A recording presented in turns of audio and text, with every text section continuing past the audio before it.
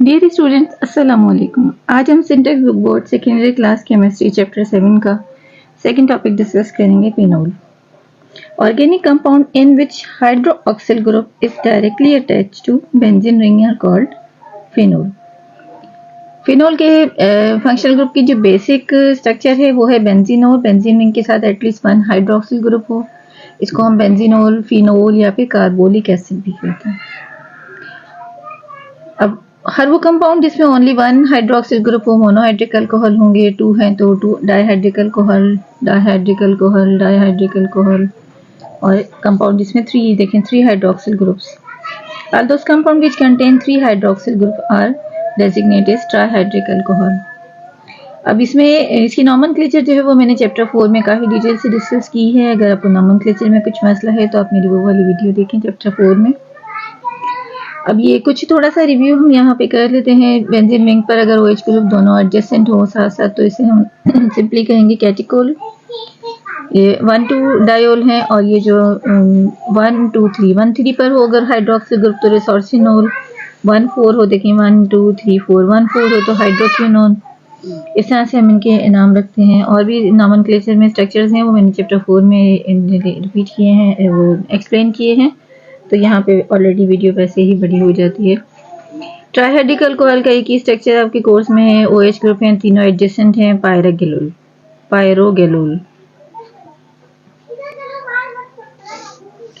Structure of phenol.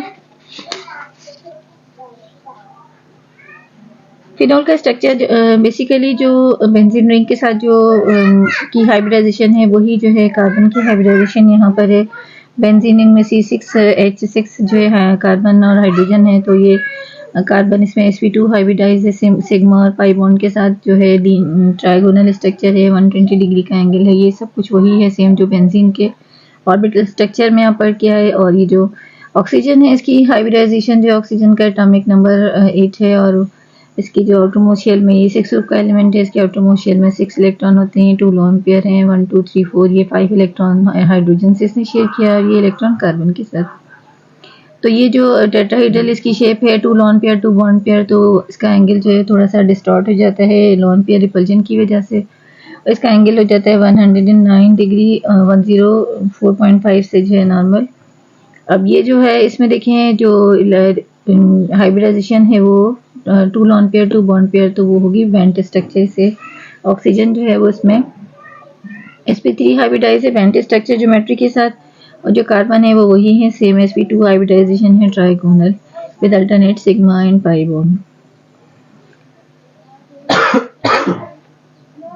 Physical properties में physical properties जो pure जो कंपाउंड्स होते हैं जब फिनोल के, तो वाइट क्रिस्टलाइन सॉलिड होते हैं, और इनको अगर कुछ देर जो है ओपन एयर में रखा जाए या ऑक्सीडाइज हो जाते हैं, और red colour due to impurity भी हो सकता है उसमें, और ऑक्सीडाइज प्रोडक्ट की वजह से भी जो है उसमें कलर जो है वो रूम टेम्परेचर पे जो प्योर फिनोल होते हैं वो वाइट क्रिस्टलाइन सॉलिड हैं, और जो है इनमें कुछ इम्प्योरिटी की वजह से या ऑक्सीडाइज प्रोडक्ट की वजह से इनमें कुछ कलर जो है वो आ सकता है।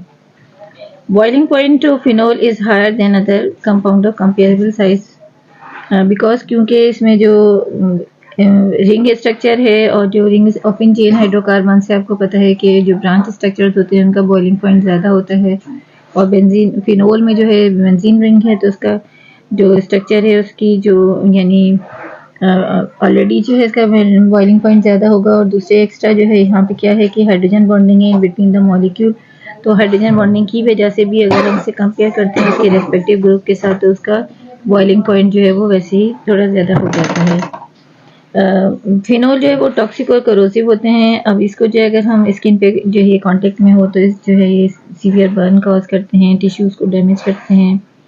इस तरह से ये जो है वो टॉक्सिसिटी का एक फ़ायदा भी है, वो ये कि हम इसको एज एंटीसेप्टिक जो है यूज़ करते हैं जर्म्स और वायरस बैक्टीरिया को किल करने के लिए। सॉलिबिलिटी देखें, पोलैरिटी जो है वो यहाँ पर क्रिएट हो रही है ऑक्सीजन और हाइड्रोजन की वजह से। ये देखें ऑक्सीजन के लोन पेयर और हाइड्रोजन का जो बॉन्ड है यहाँ पे ये मोर इलेक्ट्रोनेगेटिव एलिमेंट है ऑक्सीजन और हाइड्रोजन के साथ, तो ऑक्सीजन पे पार्शली नेगेटिव चार्ज है, हाइड्रोजन पे पार्शली पॉजिटिव चार्ज होगा, तो ये पोलैरिटी यहाँ पे क्रिएट हो गई है। तो पोलर जो कंपाउंड्स होते हैं वो वाटर सॉल्युबल होते हैं, तो ये इसी वजह से जो है ये हाइड्रोजन बॉन्डिंग है polarity of hydrogen oxygen carbon bond की वजह से या carbon hydrogen oxygen hydrogen bond की वजह से जो पोलैरिटी यहाँ पे क्रिएट हुई है, तो उसकी वजह से ये जो है वाटर में सॉल्युबल होंगे। एसिडिक होते हैं नेचर, फिनोल जो है वो इनकी जो एसिडिक बिहेवियर है वो थोड़ा सा स्ट्रांग होता है as compare to simple alcohol.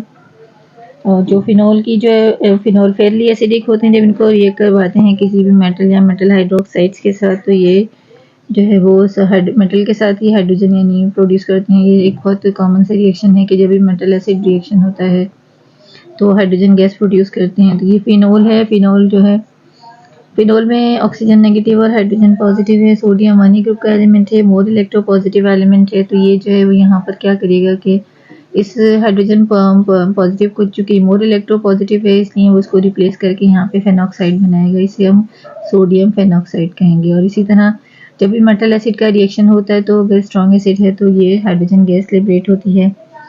बिल्कुल ऐसे ही ये जो फिनोल के साथ जब सोडियम हाइड्रोक्साइड का हम रिएक्शन करवाएंगे तो ये देखें H और OH वाटर बनेंगे और ये सोडियम फेनॉक्साइड जो है वो यहाँ पर फिर फर्दर प्रोड्यूस होगा। तो ये दोनों रिएक्शन जो ये एसिड बेस रिएक्शन है, सॉल्ट और वाटर, ये न्यूट्रलाइजेशन रिएक्शन है और ये जो है मेटल एसिड रिएक्शन जिसमें हाइड्रोजन गैस लिबरेट होती है। तो दोनों जो रिएक्शंस हैं वो प्रूव करते हैं इसकी फेयरली एसिडिक बिहेवियर को।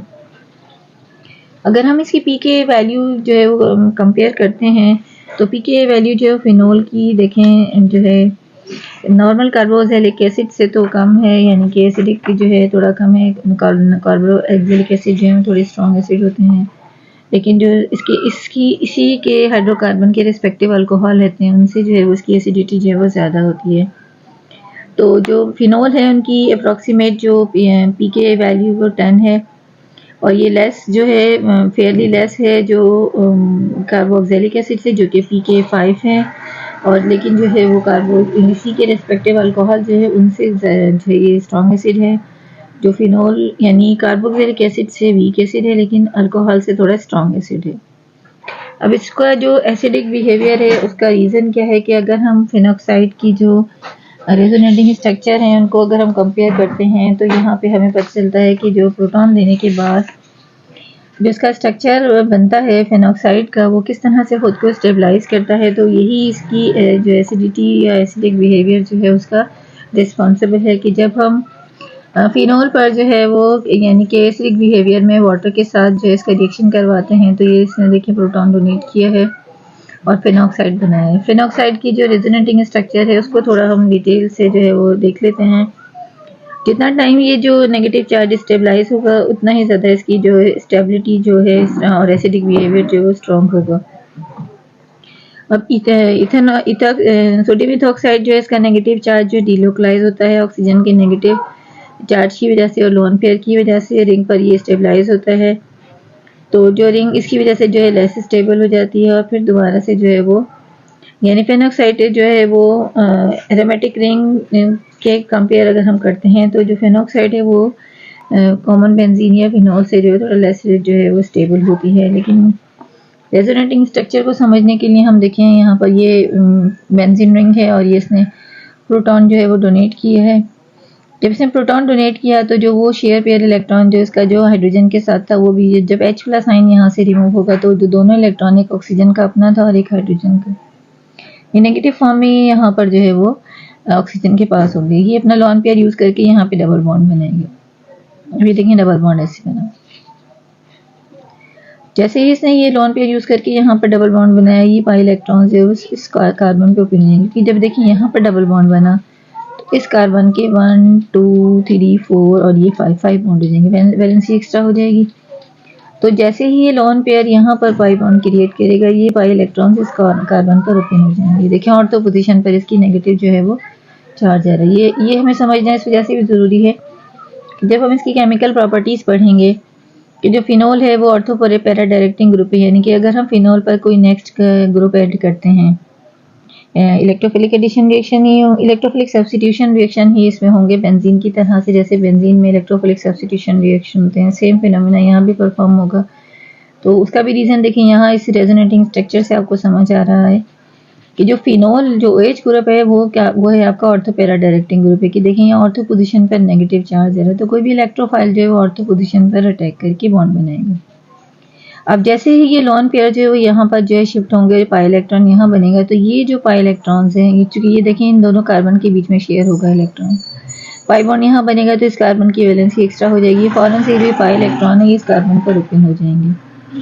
जब ये पाई इलेक्ट्रॉन इस कार्बन पर ओपन होंगे तो ये देखें ये पैरा पोजीशन जो है इस पर जो है वो नेगेटिव चार्ज आ रही है, लोन पेयर इलेक्ट्रॉन हमने यहाँ शो किया, नेगेटिव चार्ज एक ही बात है।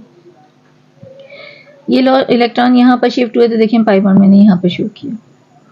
अब ये ऑर्थो पोजीशन पर नेगेटिव चार्ज था, ये पैरा पोजीशन पर नेगेटिव चार्ज है। अब ये जो इलेक्ट्रॉन्स हैं नेगेटिव चार्ज है यहाँ पर जो अपने बॉन्ड बनाएंगे तो ये जो पाई इलेक्ट्रॉन है इस कार्बन पर ओपन हो जाएंगे। तो ये देखिए यहाँ बॉन्ड यहाँ पर बनेगा, मैंने ये बॉन्ड यहाँ पाई बॉन्ड यहाँ शो किया।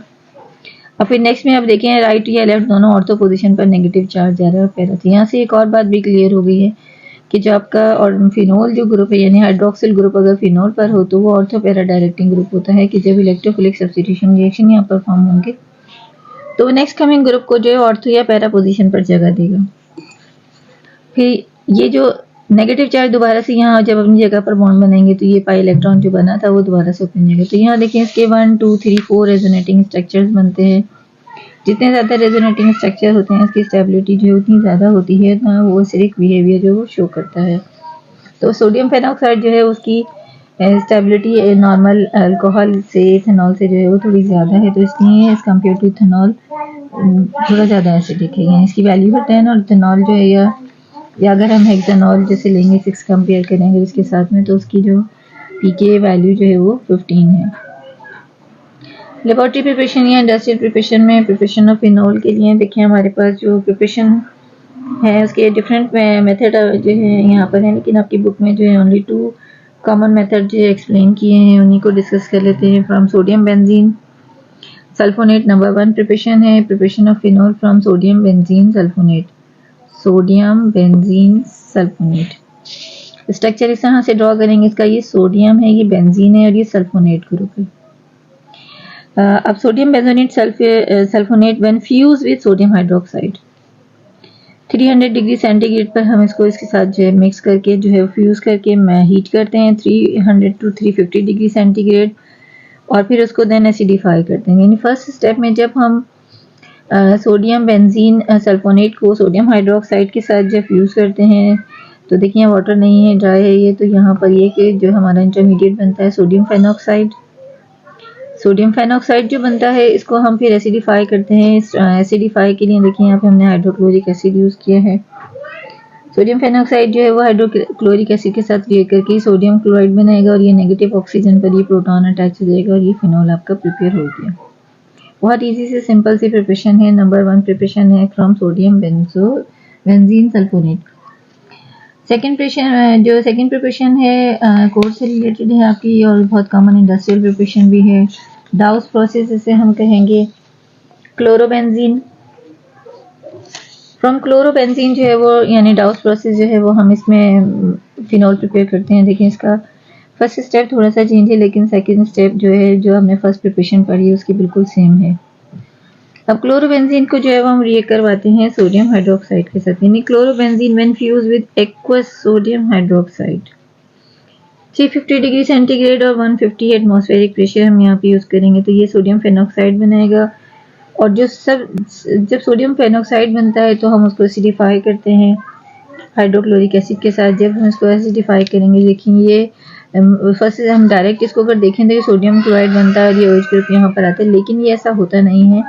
फर्स्ट स्टेप में ये हमेशा सोडियम फेनॉक्साइड ही बनाता है, यानी कि जब क्लोरोबेंजीन को या सोडियम बेंजीन सल्फोनेट दोनों सोडियम हाइड्रोक्साइड के साथ फ्यूज करते हैं तो सोडियम फेनॉक्साइड ही बनाएगा।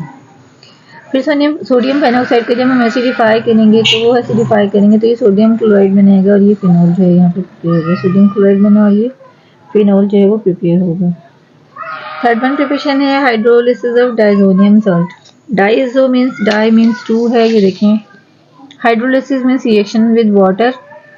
Diazonium salt di means 2, azo nitrogen को कहते हैं, यानी ऐसे स्ट्रक्चर जिसमें 2 नाइट्रोजन हो तो डाइजोनियम और ये सॉल्ट है, सॉल्ट बना रहा है यानी कि केटाइनियन आयन यहाँ पर है।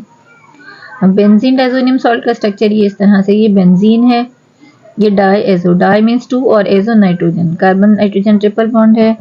यहाँ पर जो है इसमें क्लोरीन पर जो है वो नेगेटिव चार्ज होता है और सोडियम जो ये जो नाइट्रोजन है इस पर इसकी वैलेंसी एक्स्ट्रा हो रही है 4। देखें वैसे नॉर्मली नाइट्रोजन की वैलेंसी 3 होती है, आपको पता है 5th ग्रुप के एलिमेंट है ये। तो 5 ग्रुप के एलिमेंट जो नाइट्रोजन सल्फर नाइट्रोजन फास्फोरस होते हैं वो 3 बॉन्ड बनाते हैं। तो ये इस नाइट्रोजन की वैलेंसी जो है वो 3 है, तो ये नाइट्रोजन जो है इसके 4 बॉन्ड हो रहे हैं, तो ये पॉजिटिव है और ये नेगेटिव है। तो डाइजोनियम सॉल्ट का स्ट्रक्चर ये इस तरह से, जब हम इसको हाइड्रोलाइज करते हैं तो बेंजीन डाइजोनियम क्लोराइड जो है ये नाइट्रोजन गैस रिलीज करता है और ये क्लोरीन HCl बनाएगा और ये OH ग्रुप जो यहाँ पर फिनोल इसमें OH में आ जाता है इस तरह से ये, यानी कि hydrolysis of benzene diazonium chloride से जो है वो हम फिनोल प्रिपेयर कर सकते हैं। अभी इससे पहले भी मैंने आपको जो रेजोनेटिंग स्ट्रक्चर बताया था तो उसमें भी हमने ये एक्सप्लेन किया था कि ये देखें यहाँ पर मैंने अभी ये पेपर रखा हुआ ही है, ये देखें कि जब ये फेनॉक्साइड बनता है या जो एसिडिक बिहेवियर है फिनोल का तो वो ऑर्थो और पैरा पोजीशन पर जो है वो नेगेटिव चार्ज शो करता है, ऑर्थो और पैरा पोजीशन पर। तो यानी इसका मतलब क्या है कि इसकी जो कैरेक्टरिस्टिक प्रॉपर्टीज़ हैं कि ये जो रिएक्शन जो है substitution reaction electrophilic substitution reaction perform करेगा। तो ये जो OH ग्रुप है यहाँ पे यानी फिनोल का जो हाइड्रोक्सिल ग्रुप है वो ऑर्थो पैरा डायरेक्टिंग ग्रुप है। उसका रीज़न अभी हमने देखा, ये ऑर्थो पोजीशन ये होती है यानी कि ये 1 2 पोजीशन है, 3 4 पैरा पोजीशन है, 5 और ये 6 पोजीशन ऑर्थो है। 1 2 3 और ये जो मैंने यहाँ पर मेंशन नहीं किया है 1 2 3 4 5 3 5 जो ये मेटा पोजीशन होती हैं। तो इस तरह से हमने इसकी पोजीशन को थोड़ा सा क्लियर कर लिया, क्योंकि हमें समझना है कि जब हम रिएक्शन जो है रिएक्टिविटी ऑफ फिनोल जो है वो देखेंगे तो वो जो है यहाँ पे हमें इन पोजीशंस को जो है वो थोड़ा सा लोकेट करना पड़ेगा। एरोमेटिक पार्ट फिनोल का जो है बिल्कुल सिमिलर है जो बेंजीन का है। तो बेंजीन जो है उसको आपने लास्ट चैप्टर्स में पढ़ा है, तो वो जो इलेक्ट्रोफिलिक सब्स्टिट्यूशन रिएक्शन परफॉर्म करता है। इलेक्ट्रोफिलिक सब्स्टिट्यूशन रिएक्शन नॉर्मली पर बेंजीन में होते हैं और जो यहाँ ग्रुप लगा होता है वो डायरेक्शन करता है नेक्स्ट कमिंग ग्रुप को। तो हाइड्रोक्सिल ग्रुप जो है वो ऑर्थो पैरा डायरेक्टिंग ग्रुप है। तो ये जो है आने वाली जो ग्रुप है उनको ऑर्थो और पैरा पे ही जो है वो डायरेक्शन देगा। अब देखें ये जो फिनोल यहाँ पर जो है 2 टाइप के रिएक्शंस होते हैं कि यानी वन रिएक्शन जो है OH ग्रुप के साथ भी हो सकता है या सिर्फ प्रोटॉन जो है ये डोनेट कर सकता है। तो अभी फिलहाल हम इस इलेक्ट्रोफिलिक एरोमेटिक सब्स्टिट्यूशन रिएक्शन को जो है वो डिस्कस करते हैं, फिर उसके बाद हम इसके फेनॉक्साइड या इस तरह के जो रिएक्शंस हैं उनको देखते हैं। नंबर 1 जो रिएक्शन है इसका इलेक्ट्रोफिलिक सब्स्टिट्यूशन रिएक्शन में, इलेक्ट्रोफिलिक एरोमेटिक सब्स्टिट्यूशन रिएक्शन में number 1 nitration. Electrophilic aromatic substitution reaction वो रिएक्शन है जिनमें OH ग्रुप जो है उसकी इन्वॉल्वमेंट नहीं है, सिर्फ डायरेक्शन है और रिएक्शन जो है वो टिपिकली बेंजीन रिंग पर है। यानी जब फिनोल पर हम नाइट्रेशन जो है वो परफॉर्म करेंगे, नाइट्रेशन जो है वो इन प्रेजेंस ऑफ सल्फ्यूरिक एसिड भी होती है। Electrophilic substitution reaction sulphuric acid हम यहाँ यूज़ करते हैं इसको कैटलाइज करने के लिए, नाइट्रो NO2 इलेक्ट्रोफाइल डोनेट करने के लिए। तो वो मैकेनिज्म यहाँ नहीं है, जस्ट ओवरऑल एक रिएक्शन है 25 डिग्री सेंटीग्रेड पर। तो ये देखें मैंने एक ऑर्थो प्रोडक्ट जो है शो की है और एक जो है वो पैरा प्रोडक्ट है। तो यहाँ पे ये 55% जो है वो ऑर्थो जो है प्रोड्यूस होगा और 45% जो है वो नाइट्रो। तो ये जो है ऑर्थो नाइट्रोफिनोल है और ये पैरा नाइट्रोफिनोल है। नाम इसका ये होगा ऑर्थो नाइट्रोफिनोल, पैरा नाइट्रोफिनोल।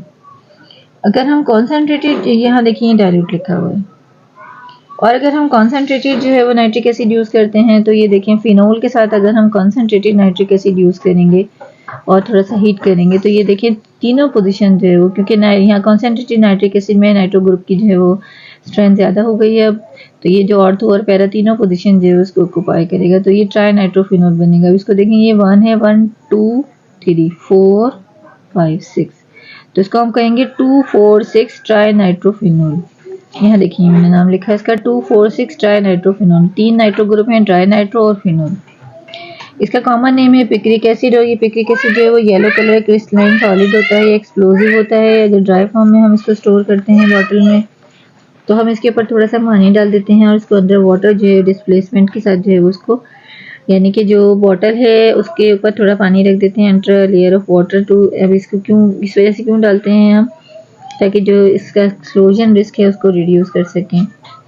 तो ये जो स्टोर करने का इसका एक छोटा सा, यहाँ जो आपकी बुक में डू यू नो टाइप की थोड़े छोटे से हैं, इनको भी हम थोड़ा सा देख लेते हैं क्योंकि एग्जाम में से भी जो है कोई जो है रिएक्शन जो है वो आ सकते हैं। नेक्स्ट रिएक्शन है आपका सल्फोनेशन। सल्फोनेशन में जो है वो हम SO2 ग्रुप जो है वो HSO3 ग्रुप जो है वो इंट्रोड्यूस करवाएंगे। तो ये जो है सल्फोनेशन फिनोल पर sulphuric acid, concentrated sulphuric acid आपने अब यहाँ देखें तो टेम्परेचर स्पेसिफिक रिएक्शंस हैं कि अगर टेम्परेचर आपका 15 to 20 डिग्री सेंटीग्रेड है तो जो फिनोल है वो आपका ऑर्थो प्रोडक्ट जो है वो मेजर प्रोडक्ट देगा, 2 हाइड्रोक्सी बेंजीन सल्फोनिक एसिड बनाएगा। और अगर हम इसको 100 डिग्री सेंटीग्रेड पर जो है वो करते हैं तो जो है ये आपको पैरा प्रोडक्ट जो है वो ज़्यादा मिलेगा। उसकी वजह ये है कि ये लो टेम्परेचर पर जो ये इनमें दोनों में जो है वो रिपल्सिव फोर्सेस थोड़ी यानी कम होंगी और जो है जो एक दूसरे को जो है वो मॉलिक्यूल की जैसे टेम्परेचर ज़्यादा होता है तो मॉलिक्यूल की काइनेटिक एनर्जी बढ़ जाती है, वो एक दूसरे को रिपेल करते हैं, कोलाइड होते हैं स्पीडली। तो ये इस वजह से लो टेम्परेचर पर ये ज़्यादा एग्जिस्ट करेगा, मेजर प्रोडक्ट होंगे। हाई टेम्परेचर पे अब ये देखें बिल्कुल 180 डिग्री पर फेयर अपार्ट हो गए। तो ये कितना भी जो है एक दूसरे को रोटेट करे तो ये एक दूसरे को हीट नहीं कर सकते, रिपेल नहीं करते। तो इस तरह से हाई टेम्परेचर पे जो है प्रोडक्ट है वो पैरा प्रोडक्ट हमें ज़्यादा मिलती है। मेजर प्रोडक्ट जो है वो लो टेम्परेचर पे अर्थ होगी, पैरा जो है वो हाई टेम्परेचर पे ज़्यादा होगी।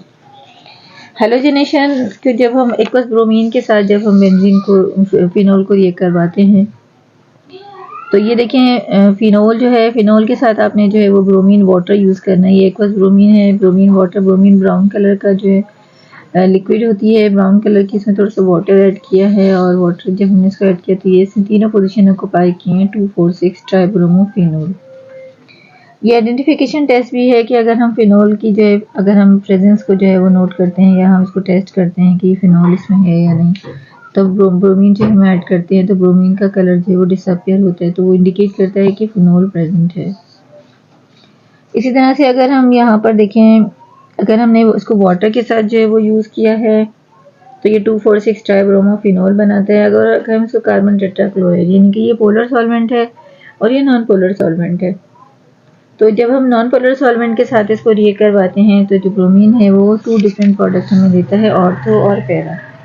तो mixture of ortho and para product जो है वो यहाँ पर मिलते हैं। ऑर्थो ब्रोमोफिनोल बनेगा, ये ऑर्थो ब्रोमोफिनोल है और ये पैरा ब्रोमोफिनोल, यानी इस तरह से ये हमें मिक्सचर जो है 2 डिफरेंट कंपाउंड का जो है मिल जाएगा। अगर ये सॉल्वेंट का इफेक्ट है कि ये पोलर सॉल्वेंट हमने यहाँ पर यूज़ किया है, ये नॉन पोलर सॉल्वेंट है।